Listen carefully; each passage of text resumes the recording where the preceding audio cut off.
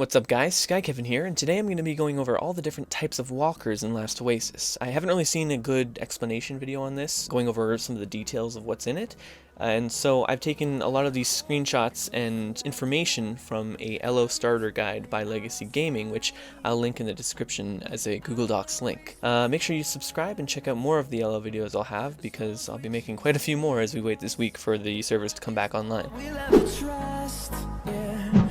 Starting at the beginning, we have the Firefly Walker. It's basically a noob-friendly walker that you'll use for the first couple hours of the game. It's slow, but it does have the ability to build a couple of stations on it, whether it's a ballista or maybe a campfire, things like that. And instead of using torque, you use your stamina to pedal the walker faster. It's really just to get out of the starter zone and get yourself situated, because a lot of the other walkers are quite a bit better in terms of functionality and space. So you really only ever will use it when you're starting the game as your first get out of the zone walker. The Dinghy Walker. This is basically the sloop of the walkers, and I think most people will use this one the most for their general solo player large movements between grids and different oases when they're not using the Spider Walker. It has a lot of storage, not a lot of storage capacity, but a moderate amount of storage capacity and deck space for around 1 to 3 people, I would say. And although we have, as a group, fit around 9 to 10 people on it before, you can only place a couple of stations on the top and a couple of instant grapples to get on quickly, so it's usually the best option for a personal walker because you can get some small wings for it, which makes it go faster, and it's still good enough to maneuver through an oasis, unlike some of the larger walkers, but it will have some issues, so you probably wouldn't want to just keep rolling around on only that. You would want to have a smaller personal walker that you can use. This is definitely going to be something that you would use as a solo player because you can go around, farm some stuff, throw everything on board in the cargo hold, and then keep going with it, and it's not a big deal. And it has a lot that you can upgrade and modify to it, so there's an extra added benefit with that. I'm going to predict, at least for now, the Dinghy Walker is going to be sort of the meta for if you're a solo player and you're trying to do that.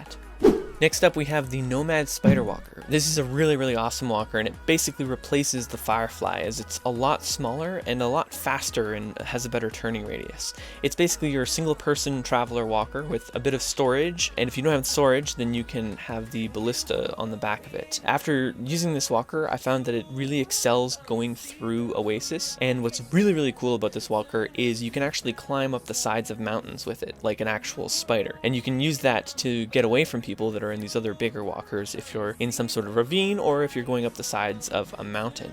It's really good for also sneaking up on people and trying to get into a fight really quickly, because you can basically have a bunch of people roll in on this single walker and attack somebody that's up on a high point or down low in a ravine, and these walkers will do that really well. It's also very good at maneuvering through tight corners and things like Rupu camps, so you can actually also outrun larger walkers if you're able to make that turn and go around. They will lack a lot of that ability when you're out on the actual desert, but they are quite fast, so you can still kind of outrun the much larger walkers. It's just you probably would want to try and find some fauna or area that you can then run away from them. Is that you're trading off having a storage that can be packed up, so the normal Nomad Spider can pack up around 3 crafting stations or so, and the ballista version cannot pack up any sort of base, but it has the ballista on the front, which can be used for crates, breaking through the draggable crates or using flame arrows on the crates, or it can be used just to kill monsters and enemies if you're just sort of a solo player, or maybe you have another player that wants to jump on it with you. The Stiletto Walker. Right now, this is the meta walker for the game when it comes to larger groups. It's got enough deck space for a few chests and multiple repeaters, and it's got a bit higher of a platform and can usually run about 3 to 5 guys per walker with this one. This is what a small group might use as their flagship, as it has about 8,000 kilograms of storage capacity, and it can pack up a base that's roughly 3 by 3 tiles big, and it's got a bunch of resources and everything else in it. It's currently the meta to use right now because of its height and its speed, and it generally works well as an all-around walker in most situations, especially with the ones that we have unlocked currently. It's more of a walker that you would use as a bigger battleship. The Toboggan Walker. This walker is basically the merchant vessel of the Oasis. It's got a bit more storage than the Stiletto at about 8,750, I believe, and has the weird protruding front end to it that has a lot of cargo storage to it. This walker hasn't been used by many people so far, since the storage space and deck area isn't much better than the Stiletto, and so it's really only used by clans to log out large amounts of resources and do large runs to the trade station and that sort of thing, and it's not really used outside of that. So many people don't use it, but it is good for storing a lot of items and being more of a cargo storage. These are all the tier 1 walkers that are currently in the game, and everything further is going to be more speculation and hearsay, as I haven't gotten to see or try them out really that much, as they cost tablets and can only be unlocked after going to the hard mode areas of the game. The Buffalo Walker. This walker is more of a tackle boarding / battle walker, with a high platform and lots of space for players and attachments. As you can see, it's got a center area and a lower deck, as well as an upper deck, and then a even third higher deck along the middle, which could be really good for taking boarders and keeping them away from you while you're trying to run around on your ship. As it's got the different levels and it's got sort of a safe area in the center, it'll be good for if you're rolling up on somebody's base and you want to have something with a little bit of security as you're bringing everybody in. So it's quite a good walker for that sort of thing. The Falco Walker. This walker is faster and low to the ground, and it's supposed to be much better for if you're doing things like hunting sandworms, as it's got a low center of mass for running along the desert. I think overall this walker is going to be more of a high-tier general purpose walker for hunting things like that and doing specific tasks like that, because it really only has one main deck level to it, and although it's got a pretty spacious deck, it doesn't have that much area that you can build stuff on, so it wouldn't be one of those personal base type walkers. It would definitely be if you're more on a mission to either attack another ship or if you're going to hunt something like a sandworm.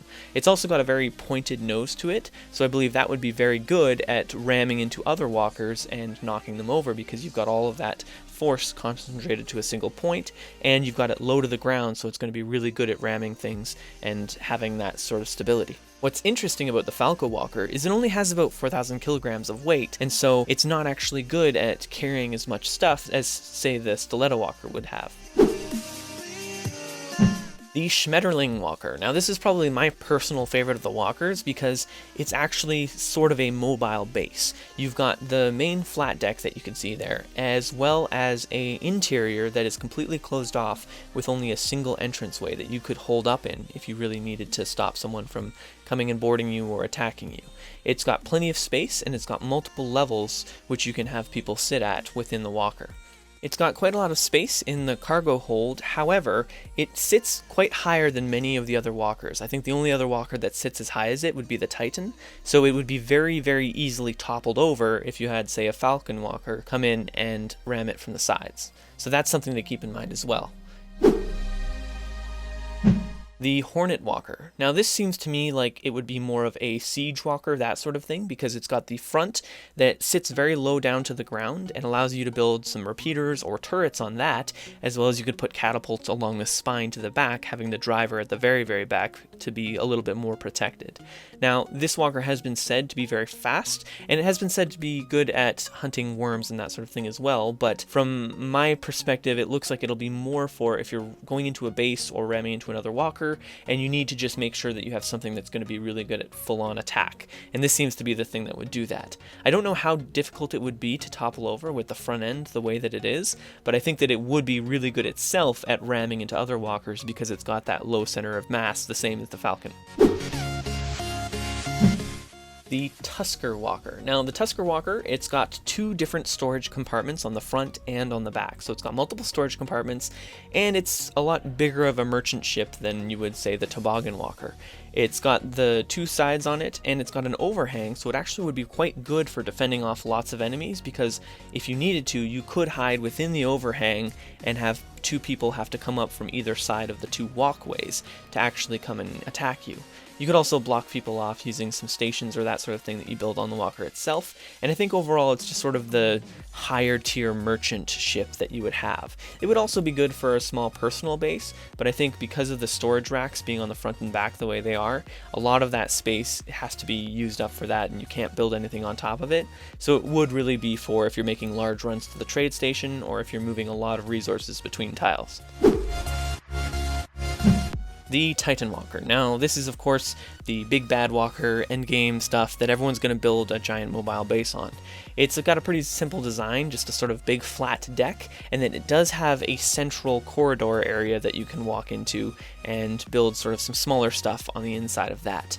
Otherwise, it's about the same size as the Schmetterling, but it's not as easy to be taken down, and I think it's probably going to be one of the hardest walkers for you to attack, just based on its overall sheer size and the design itself. Other than that, it's just basically a mobile base, and it might be big and slow, I'm not sure, but it will definitely be something that players will want to make for the endgame. Lastly, we have the Proxy Walker or the Claim Walker. This is what you would use to claim a tile in Last Oasis, and apparently it also has the ability to purify water over time.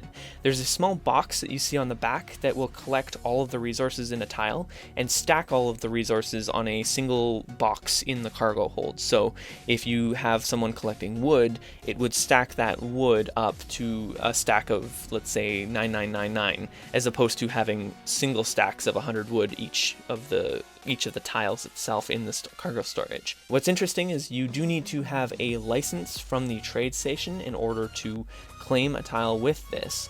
And another really cool fact that I found is if you look at the middle top section of it, you can see it's got these two protruding arms off the side that then are attached to the top center like windmill area with ropes. And if you look at a trade station, it's actually got this same two windmill type arms that attach to the very top of that. I don't know if this has anything to do with the lore, but I thought it was a cool observation about it as well.